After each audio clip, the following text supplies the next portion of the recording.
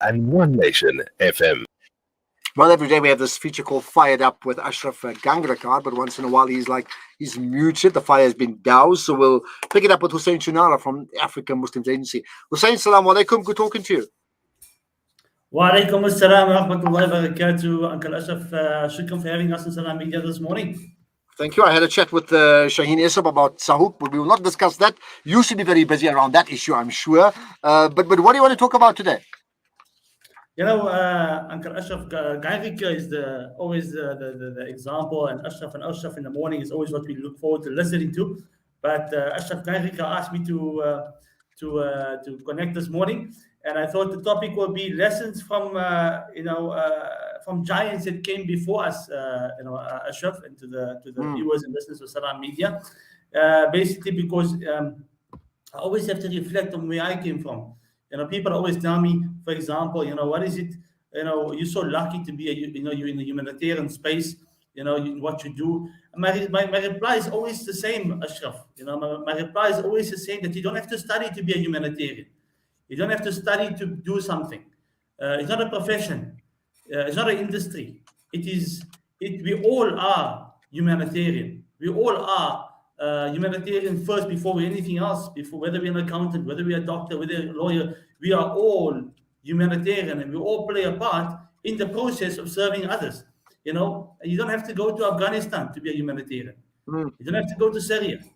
Where you are in your home, it's maybe the smile, maybe it's the dua, maybe the person next door needs a bit of advice and guidance.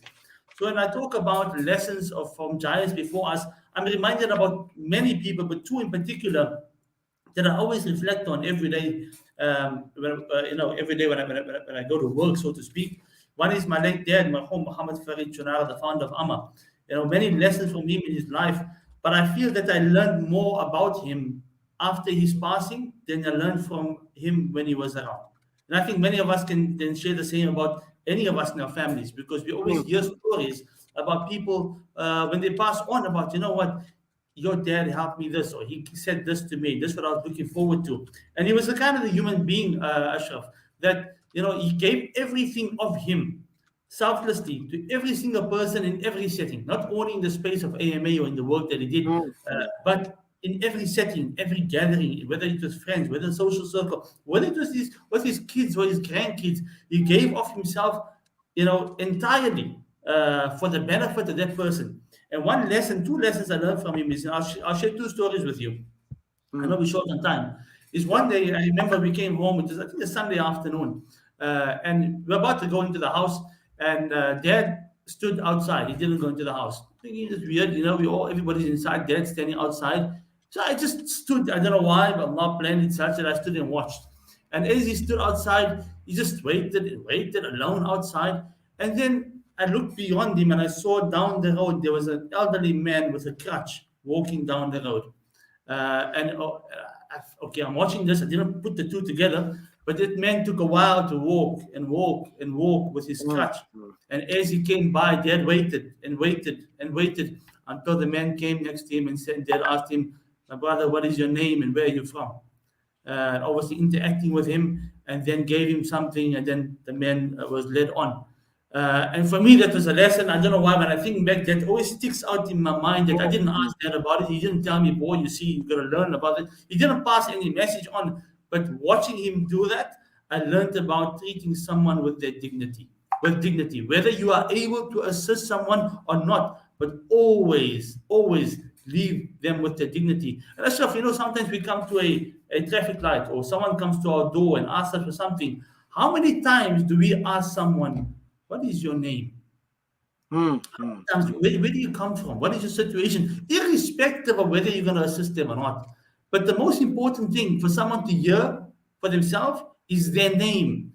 How often do we ask that person? We might see the same person at the traffic light every single day for years. And in fact, when they're not there, we're like, hey, man, that guy's not there anymore. But do we even know? Well, I think you're right. I mean, the point about identifying people like I see you, I think that has got so much value. And maybe your dad's example, I think, is so important. Is there anything else you wanted to say in about 30 seconds? No, that's all. I just wanted to share about lessons about, especially in this month where we're giving, where we are looking to assist at every opportunity. Let us remember to leave people with their dignity. Let us at least ask them their name. I'm going to remember that. I'm going to remember that all day today. I can tell you now the issue of compassion and kindness, and as we know, smile is a sunnah as well. So an act of ibadah in that sense too. Thank you so much for your time, Hussain Choonara. I'm sure we'll chat soon, whether it's to you or to Ashraf Gangarkar, all pretty Thank you for fired having up us on social media. as we do every day. Absolutely. Well, just talking about that Amana IFS, right? They provide Sharia-approved insurance and investments. Now they are expanding nationally, so that's good news. And they're looking for qualified insurance advisors. Now, is that you? That's not me. It could be you. So send your CV to work@amana.coza. And Amana is spelled AMMANAH, work@amana.coza. Rahima, you've got some comments, right? Yes, Ashraf, I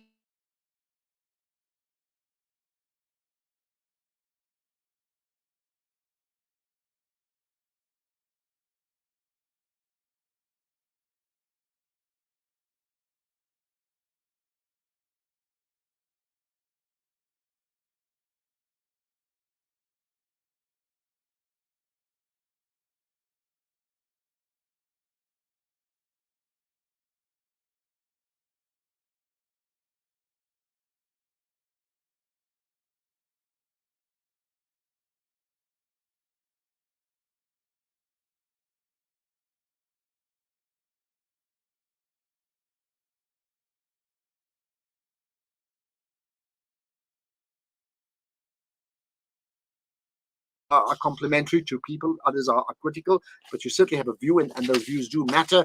You can WhatsApp us anytime, 061 766 0355, or talk to us on the back of Salam Media's social media post. Still to come, we'll chat to Rahima Isa. We'll also talk about that big world Quranic event, or the big African Quranic event that took place in Tanzania right after this.